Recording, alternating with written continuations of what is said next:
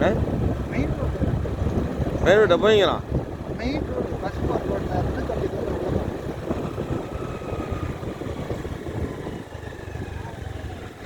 எந்த பக்கம் திரும்புறதுன்னு தெரியலையே. சுற்றிட போதுங்க. எந்த பக்கம் திரும்புண்ணா? சரி கதவை பார்த்தப்பட்டு லெஃப்ட்டை கட் பண்ணு.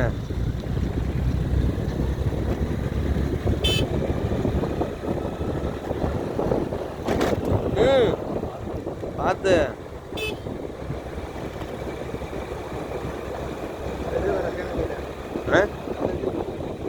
கோயில் வந்துச்சா மாகரில்? எப்படியோ சுற்றி கிட்டிடும்.